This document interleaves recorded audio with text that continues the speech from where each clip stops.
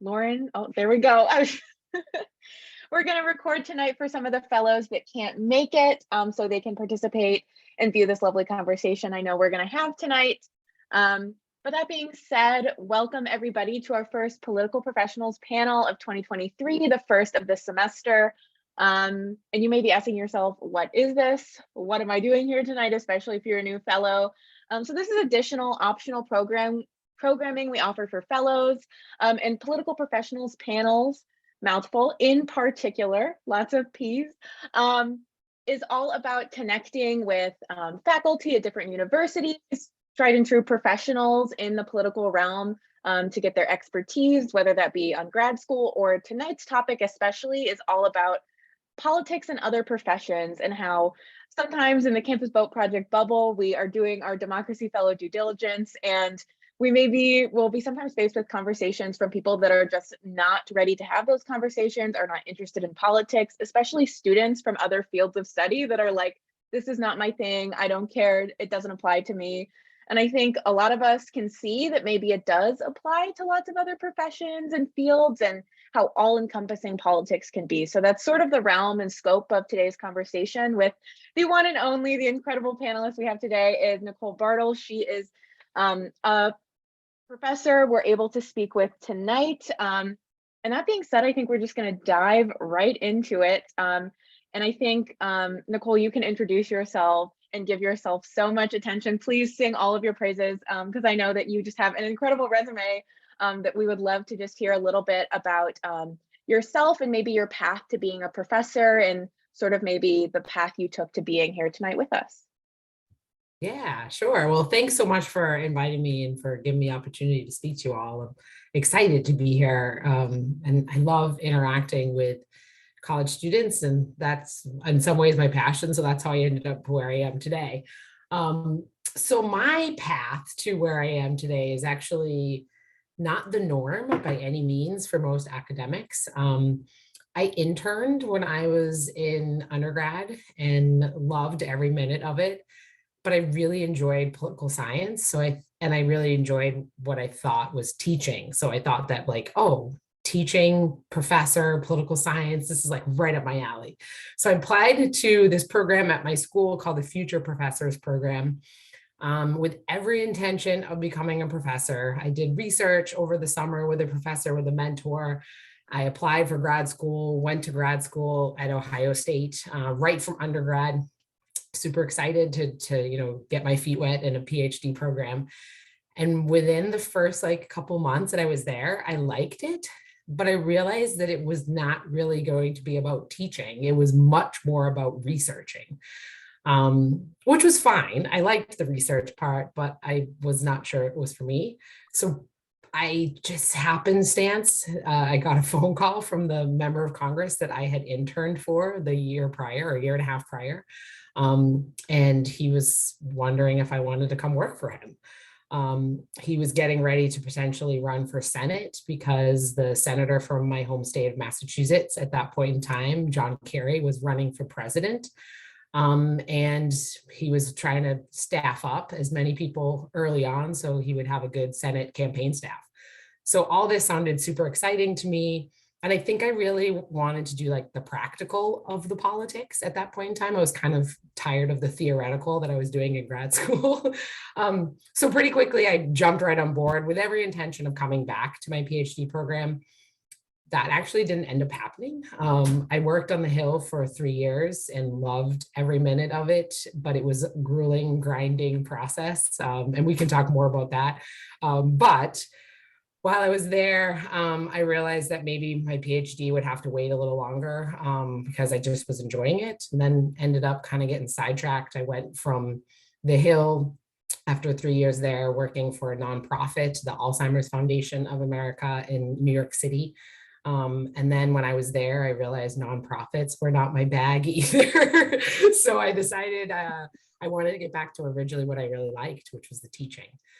So I got my master's in teaching at that point in time. I had already gotten my master's in political science after the year at Ohio State, and then decided from there to adjunct. And I was an adjunct at Stony Brook University for almost 5 years. I loved that, but I happened to be married to a professor as well. So he got a new job at George Washington University, and we relocated to Washington, D.C. And at that point in time, I taught, because I got my master's in teaching at Stony Brook. I taught at a middle school in Washington, D.C. And then I went and had some kids and decided to take a little time off. And I worked on curriculum development. And then after the curriculum development part, I started adjuncting at the United States Naval Academy in Annapolis. I was there for 5 years as an adjunct, and then got a visiting professor position at George Washington University, which then quickly turned into a more permanent spot, which is where I am now. So definitely not the normal road. And if I can give you any advice or just sort of any inkling as to what is likely, a lot of us, especially me, I'm a type A, and I have a feeling there might be some among us that are type A's. I had like this perfectly planned out road that I knew, like as soon as I graduated from college, I was going to go right to grad school, and I was going to do this and write my thesis and my dissertation and all this stuff that I had in my head.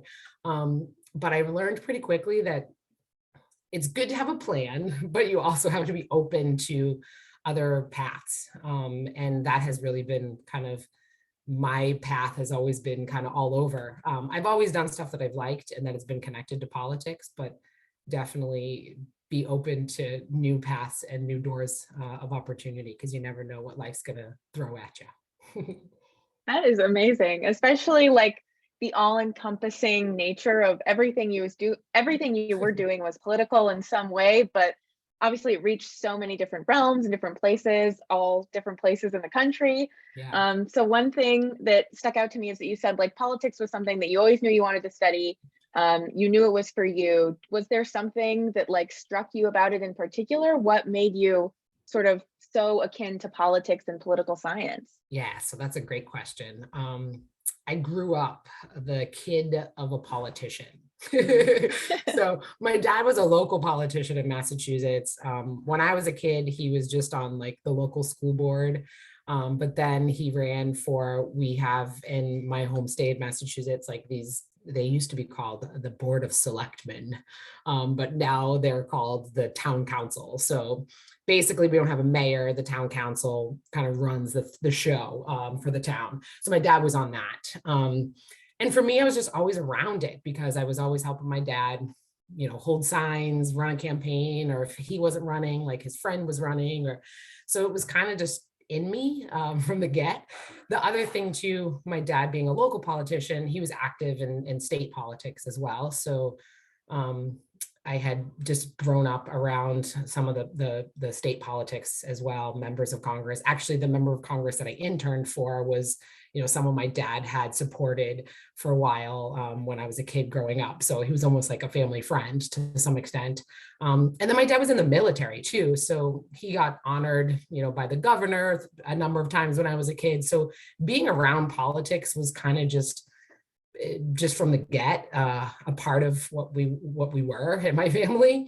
But it was also something that I hated to some extent, because I was like, I never want to do that. Like I saw how busy my dad was and how much it took him away from the family, that I just knew I didn't want to be a politician, or at least I thought that for sure. But I still just kind of was most comfortable around politics. I love that. I love you're like, I love it and I hate it. Yeah. And equally both all at the same time. Yeah.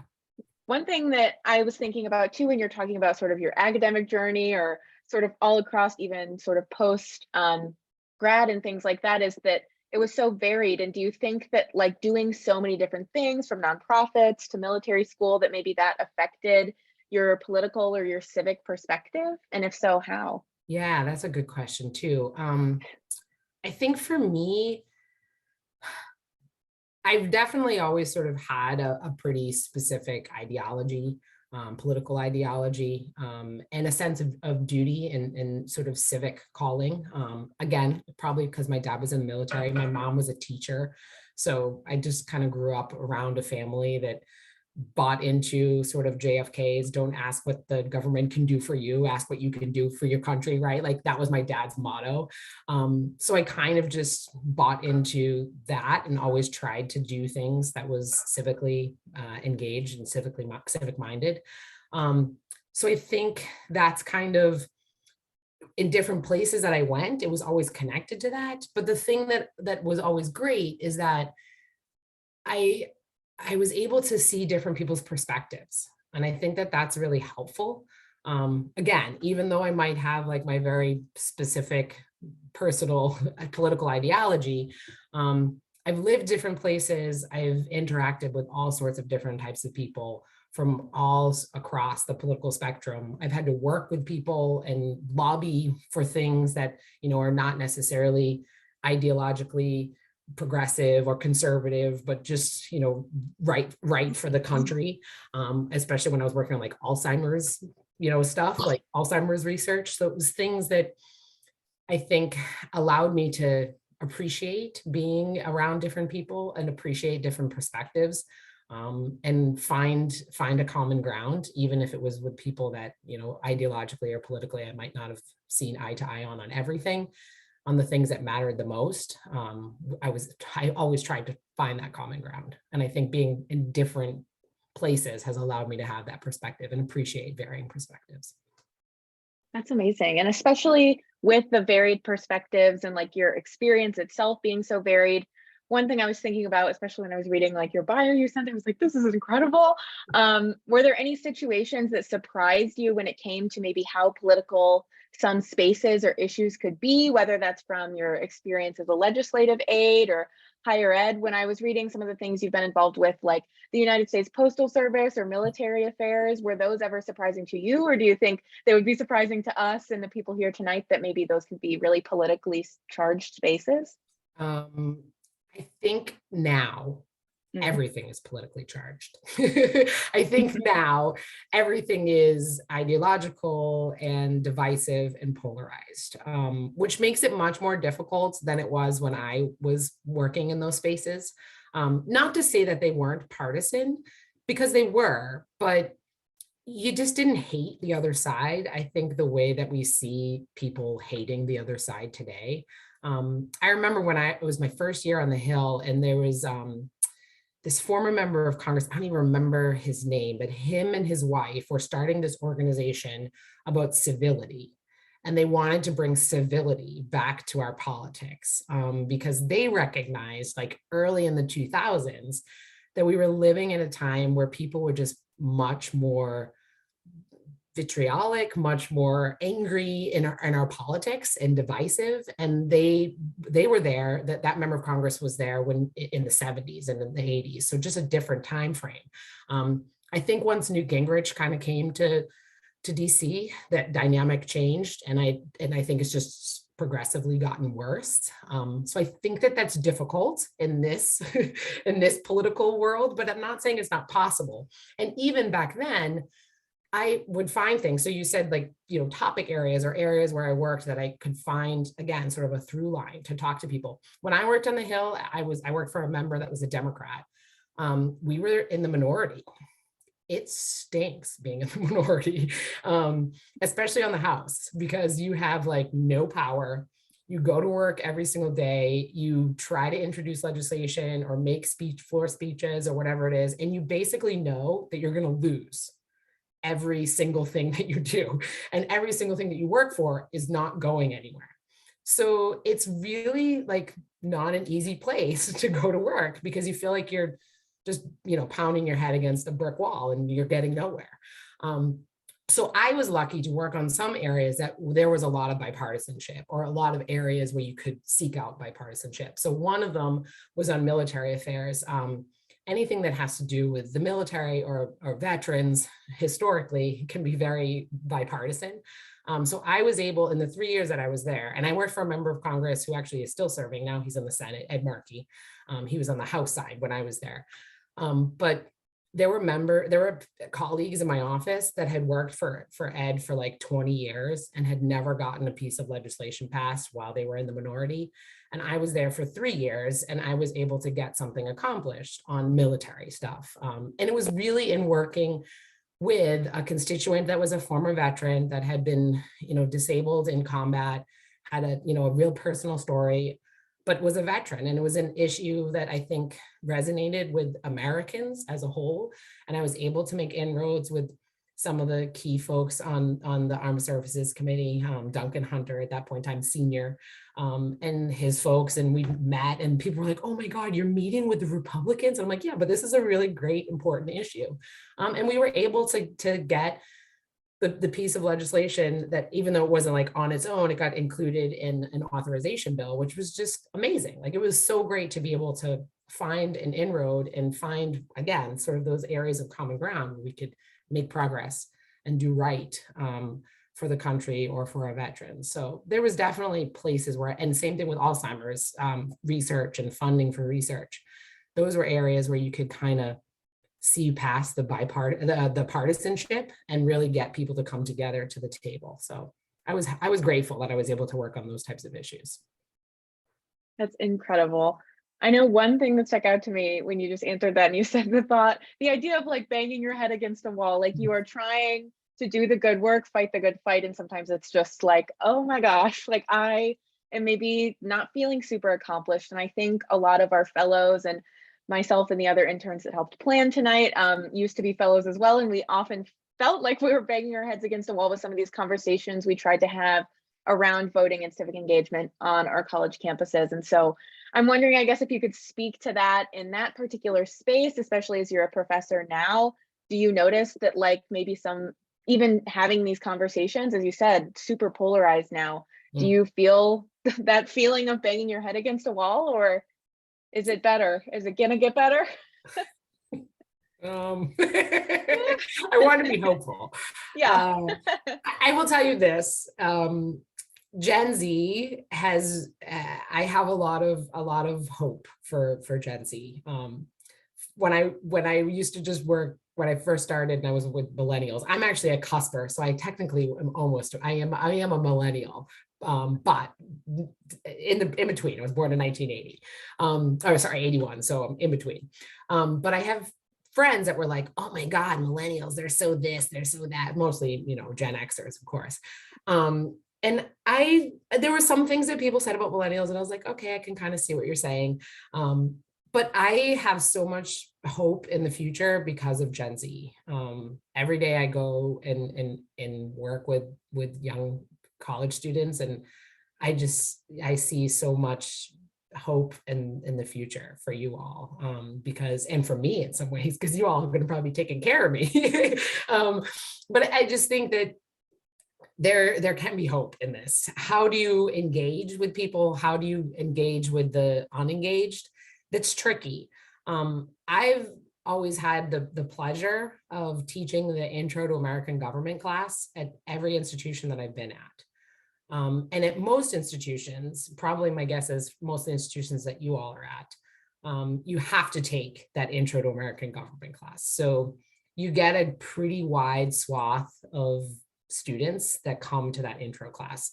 Some of them are freshmen and they're wide-eyed and bushy-tailed, right? And then some of them are seniors and it's like the last requirement that they have to do.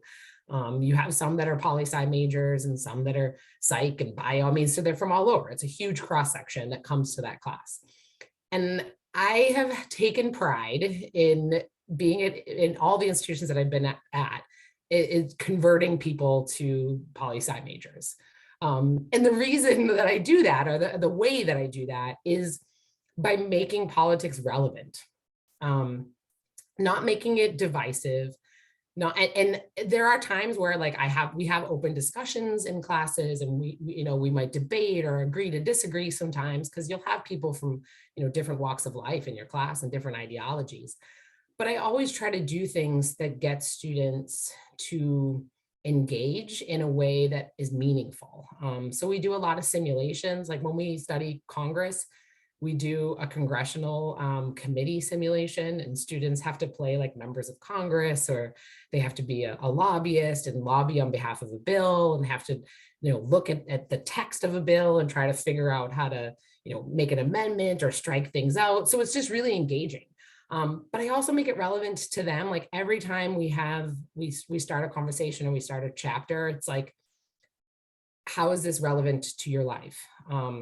And even just at the beginning of the semester, I'll always say like, oh, in what ways did government like impact your life today? And, a lot of people kind of are slow to raise their hand or don't really think about it, but the government impacts our life from like the minute we wake up, like literally, because they decide, what time zones are, or if we're going to participate in daylight savings or even having daylight savings. Like all that stuff is things that are impacting your life day to day, that's done by the government. So I try to find through roads that make it relevant to people.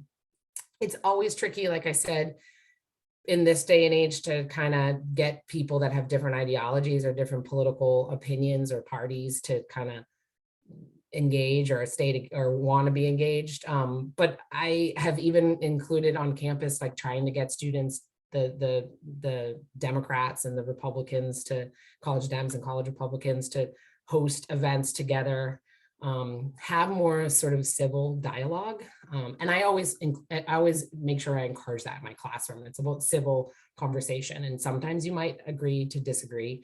But I think it's important to have conversation, because if we all just sort of sit back in our own bubbles and we just only talk to the same people that have the same preferences and the same ideology and the same political party as ourselves, that's just not good for democracy. It's not good for our country. So we have to sometimes engage with the other side. And sometimes it broadens your perspective, but sometimes it just only, stiffens your own your own preferences, because you're like, oh, that person, right? But I think it's just still important to never shut down, to always try to engage.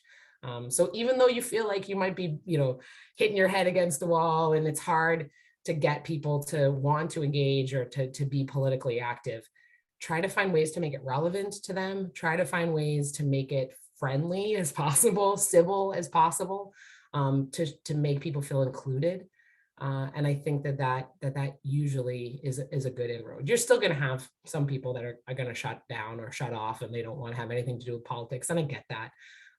But it's for a thriving democracy, we have to be able to engage with folks.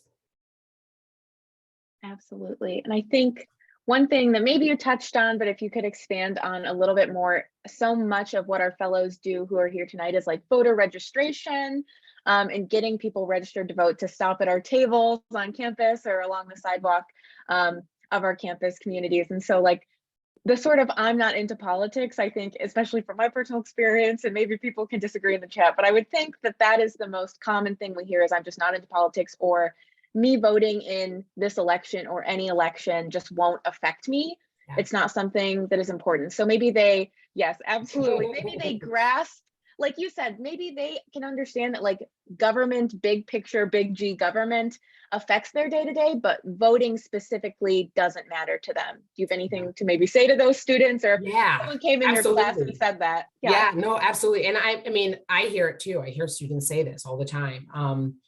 So I always sort of respond with, well, what issues does the federal government sort of prioritize? We hear that, them talk about things.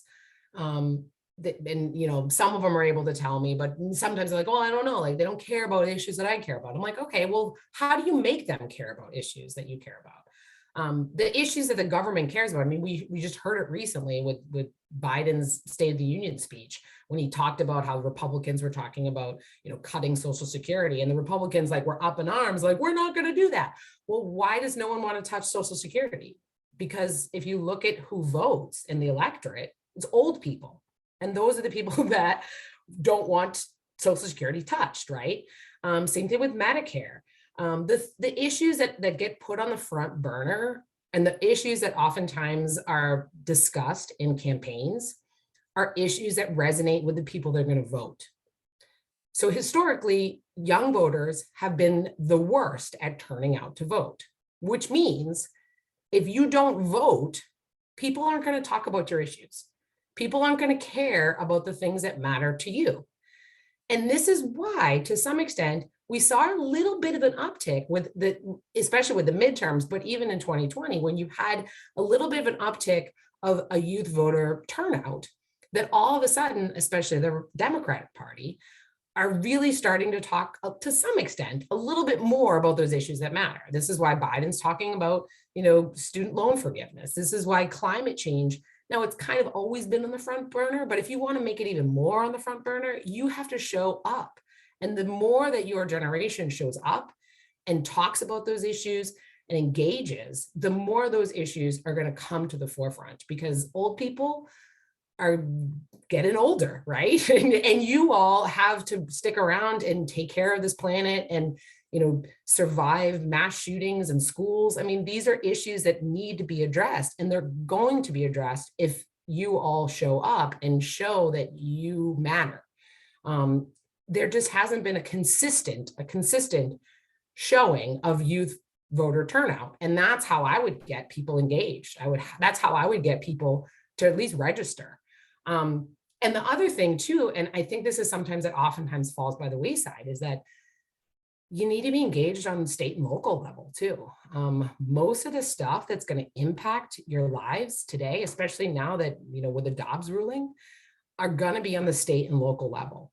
So it's really, really significant to have a voice in that, and register people to vote, so that they're not only just voting for president, which matters, but they're voting for, state legislatures and governors, and even down to their mayors and city councils. I mean, those people are going to have much more of an impact on the day-to-day life of people than anyone in DC.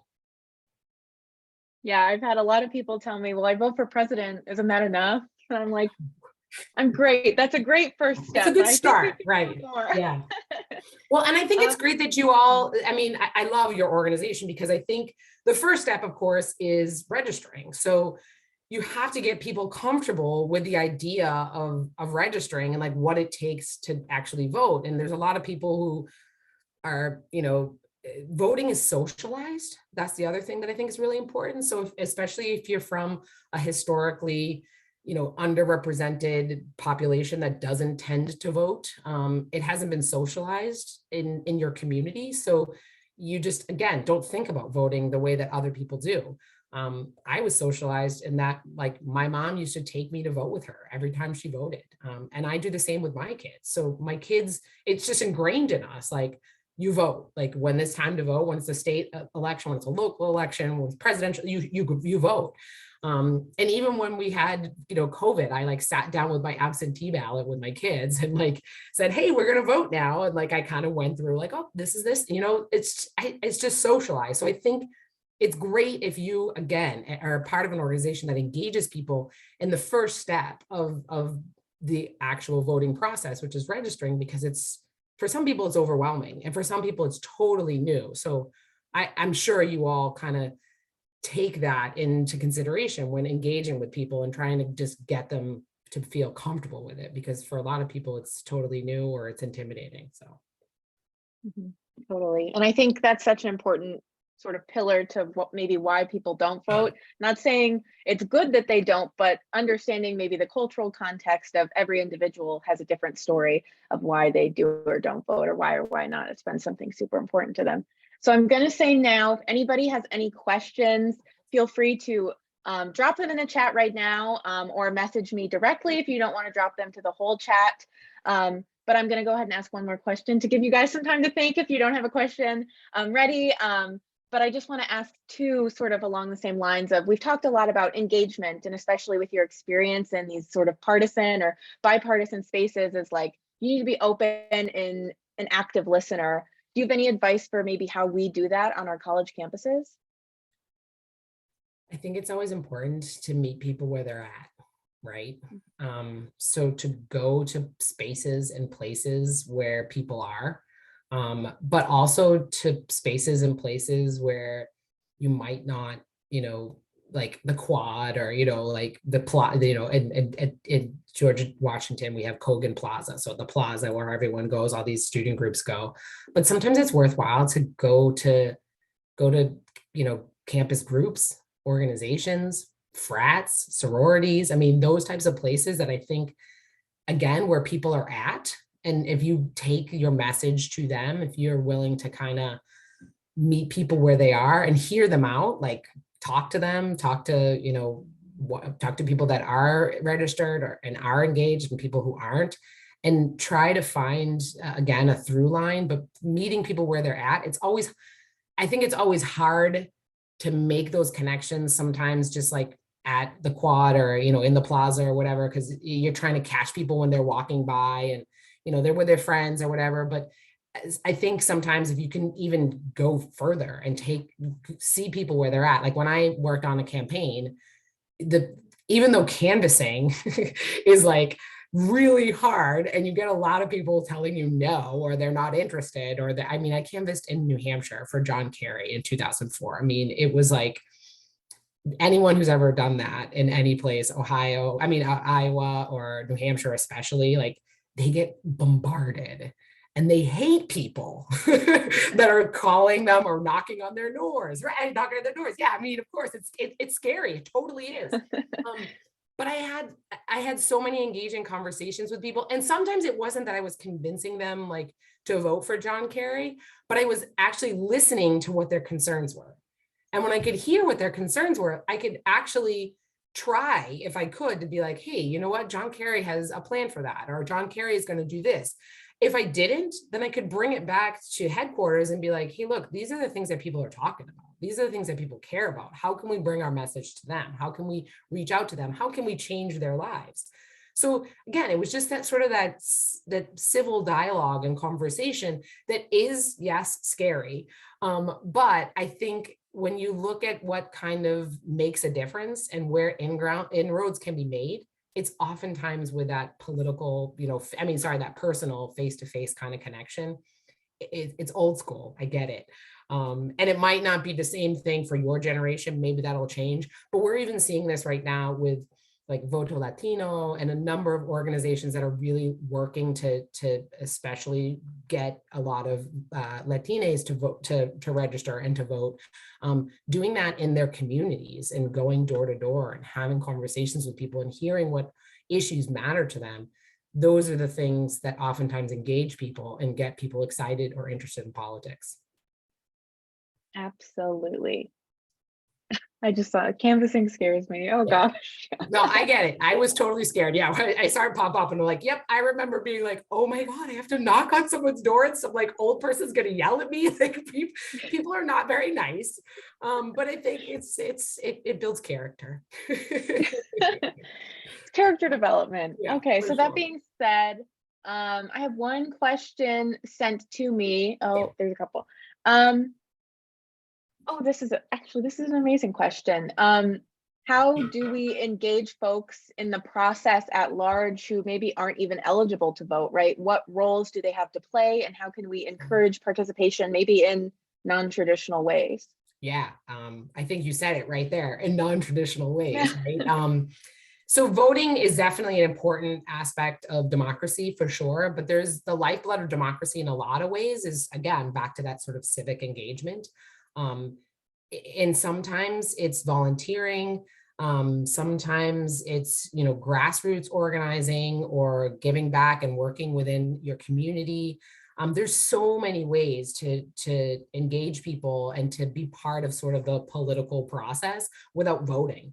So if there are folks that, sometimes on college campuses, there might be some people that are from out of state and they are like, oh, I can't vote here or whatever, like obviously there's absentee ballot. There's other ways that they can obviously vote, but you can still say like, oh, we actually have this opportunity for you to, volunteer or engage or hold a sign or, do whatever.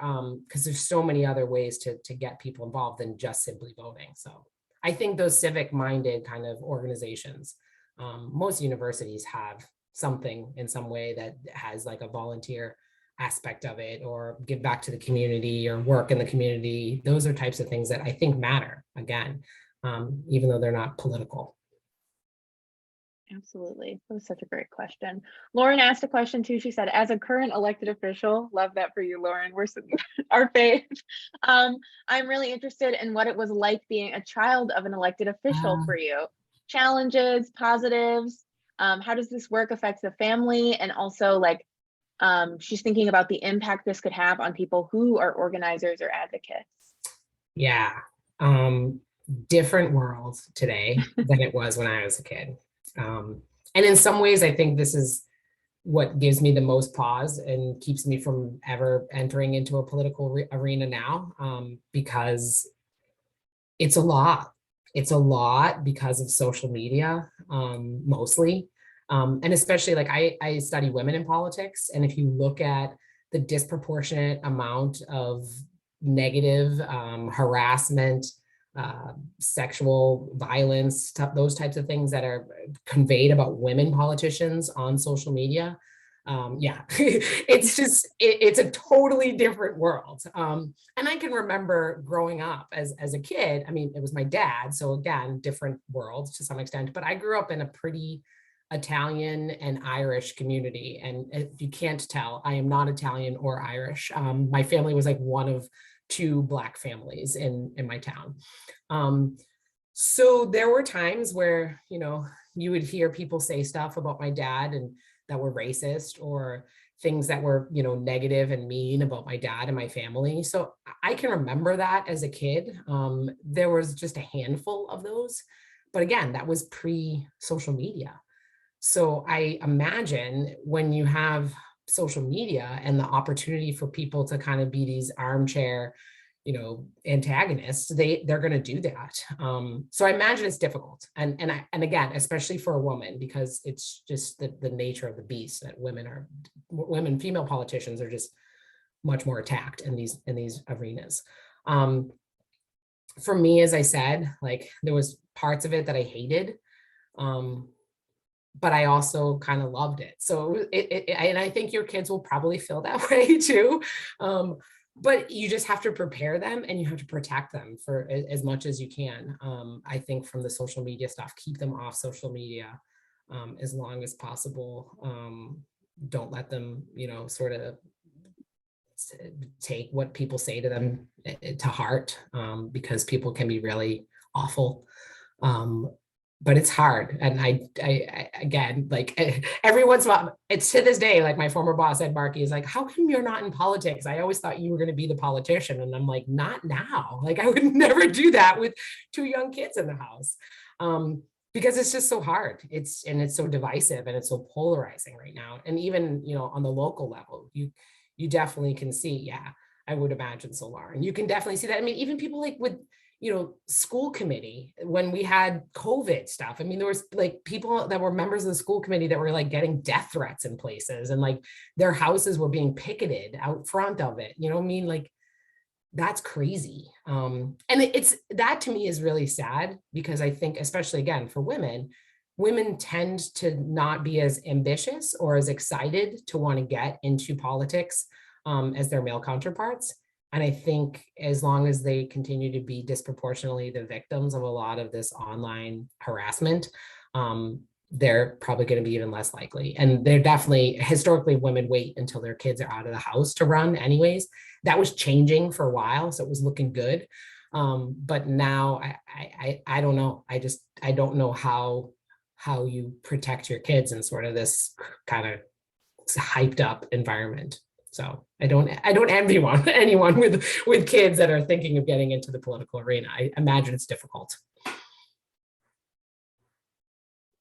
Absolutely. Kind of in the same realm. Unfortunately, maybe someone needs to ask a positive. we could have a really like positive note to end on after this. But someone sort of sent me a message about how burnout and fatigue really plays a role in all of this. And I think it really plays into the conversations we're just having about how working in politics, or especially doing work at the national level, can really lead to a lot of fatigue and burnout. Is there any advice you have, or how you dealt with that in your own experience? Yeah, two things I would say. Surround yourself with supportive people. And that includes in your office, especially if like you want to come and work on the Hill or whatever. For me, I had the best boss. Ed Markey was, and still is, because I know a lot of my colleagues that stuck around and still work for him. He had the longest longevity of staff in the entire Capitol complex on both sides of the aisle, because he valued the staff. He paid us well. He gave us benefits. He paid back, my student loans while I worked there. He just really valued and supported his staff. And there were times where I was like, the burnout was real, where I was like, oh man, like I can't do this anymore, or this stinks. And I would have those open conversations with him, very, very honestly. And he would say, all right, well, what can I do to make you happier? What can I do to make you stay? And there were times like the last stint that I had, I was the floor monitor, which is a crazy job. But for someone who's a political junkie, it was awesome. Like I loved it. But I was in charge of knowing every single thing, every single piece of legislation, every single vote that was going to come to the floor. And I had to be alert to how this bill impacted our community that we represented, our constituents, but also how the party wanted people to vote too. So there's a lot of sort of party pressures too. So there was a lot of just being on the Hill, a lot of being on the House floor, or like in the gallery or whatever, just being alert of like what was happening, constantly talking to my boss, constantly, the bells would go off and it was time for him to like run to go vote. And he'd be like, well, what am I voting on? And I had to be able to be like, oh, you're voting on HR, blah, blah, blah. And this is how our constituents feel about it. So I learned so much in that job. I also learned so much of the sort of how the sausage is made and how, a lot of the weird things that procedural things that the House will do to get things passed. So it was an incredible opportunity. And he knew that I would love that. So that's why, he put me in that spot. But the burnout was real on that job. I think it really hit me, and it probably would have hit people who were the floor monitors this year too. It was December 23rd at like 2:00 in the morning. And we were waiting to vote on final passage of the final piece of legislation before we could go home for Christmas. And I was in the office with myself and the legislative director. My boss was at home sleeping, waiting for me to call him, just like every other member was too. So it wasn't like alone in that, but waiting for me to call him to come in and vote. And I was just like, I have been here for so many hours doing so much. And again, I knew we were going to lose the vote. So like that burnout is real. And I think that's hard. Like, that's why you see the turnover on the Hill. If anyone's thinking of like going to work on the Hill, the turnover is usually like a year to a year and a half. Most people kind of last in one position. Now, at that point, they either move up or they move out. And then in terms of how long people stay on the Hill, anything more than like 3 to 5 years is pretty long. Again, I was there for 3 years. I had colleagues in my office that were with Representative Markey at that point in time for 30 years. So that just tells you, like, surround yourself by good people. The other thing I would say, and I know I went way off, but the other thing I would say that helps too is a network. And again, it's not just by like surrounding yourself by good people where you work, but just making connections with people, maintaining connections with people. I still, even to this day, like I always make sure I touch base with some of my former students that I wrote letters of recommendation for. Just constantly kind of maintaining a network. And especially I think if you are a woman or if you are a minority, there's the old boys network. Well, sometimes there needs to be like the new girls network, or like more people that are supporting each other and lifting each other up. That definitely helps. So try to maintain those connections and those networks. I think I probably have time for one more question if you want to go there. Or if it's a quick one, I can try to make it quick, maybe 2. We'll do the last one sent in the chat is a maybe quick one, maybe not, we'll see. Just like, what is your advice on maybe just the first steps that someone should take if they're interested in working in politics or just getting more involved? Yeah, interning.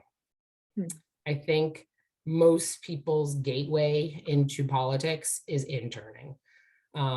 super easy for, working on a campaign. Yep, exactly. So volunteering or interning, like those would be the two gateways in, I would say. It's easy at my end because my students are in DC. So, I mean, everyone volunteers, sometimes even like, science majors intern somewhere. And there's tons of opportunities to intern. It's harder, obviously, if you're in Michigan or, on the West Coast or whatever, and you have to come. Summer internships are great. Yes, I think you're right, Lauren, too, like local officials too, like seek out opportunities, because trust me, there are so many people that love to have interns. And I think now, like most congressional offices now, I shouldn't say most, a lot pay their interns. Maybe not on the state and local level, but it's becoming more common to sort of, because they value you. And if not, like, just know that you're working and you're going to work hard, but it's an important, I think, resource. It's a great way to get your foot in the door in any way, shape, or form, volunteer or intern. An intern for your local member, because they love to have, like, well, unless your local member totally does not align with your politics, which I know sometimes happens, but someone from your home state, because they love to have constituents, or they love to have people that have a connection to the constituency that work in their office, because usually it just means that you get it, right? And that's helpful. So seek out people that kind of, align with you and are from your home state. Yep, absolutely. In the district office or in DC. Yep. And the district office in some ways is more fun because you do a lot of casework and it's not legislatively related. So you actually feel accomplished when you work in the district office if you're in the minority side. So right now, if you are more Democratic leaning, working in the district office, you're going to do a lot of casework. You're going to help people find, money that they're due. Actually, the case that I worked on where I got that legislation passed, it started with casework, because there was that veteran, the military veteran, who thought he was owed back pay from the government. And it started with an investigation. And then we found out that because he was injured in combat and then left the combat zone, he lost his combat pay. So while he was recovering in Germany, he took a pay hit for getting injured. And we were like, mind blown. How is that how our money gets, allocated to veterans, or to people in the military in a war zone, if they have to leave the war zone to recover, that they lose their money. So it started at the district office with a pay issue, and we ended up escalating it to the federal level on legislation. So it matters. And again, that's the best way to get in. Well, that being said, I probably have time for one more if there is one more, but if not, I think we're good. I've said there's one more, and Yeah. it'll be, okay, this is what we'll do. And it'll be maybe just like your number one answer. Someone asked, do you have any predictions for what the next big trend or the main issue that maybe will captivate the electorate or the political conversation will be? Any guesses? Can you see into the future? What will be the next hot button issue for us? I think the Republicans want it to be cultural wars. I think, however, the electorate is really, really focused on the economy. They always are. But the key demographics and voting demographics, especially, they care about those cultural wars, but not nearly as much as the sort of kitchen table issues. So I think that will make or break the 2024 election, where the economy is. If Biden's able to kind of shore up a better and stronger economy, he's going to fare much better than if the economy kind of continues to lag. So I think it's all going to be kitchen table issues. That's my guess. I guess we'll circle back in a couple of years, and we'll see. You can hold me to it. You have me recorded, so. Oh, no, with that, I'll just say thank you so much. Yes. Genuinely, this was an incredible conversation. I think your advice and your expertise and your experience is so valued. Thank you for taking some time with us tonight. For fellows here, I just want to remind you, please clock this in your timesheet. Thank you for your time. You deserve to be compensated. Yay for that being compensation. Yes, please. But that being said, I just want to say thank you so much, both to you, Nicole, and to everyone for being here. This was a great panel, and I'm so grateful to share this space with you all tonight. Thank you so much for the opportunity. And if anyone ever is in DC or wants some advice, please, my email address, if you look me up on GW, it's nbartels@gw.edu. Please feel free to reach out. Let me know that you saw me here, and I'm more than willing to help you build your network. Thank you. Thank you so all much. so Take much. care, everyone. Bye-bye. Bye.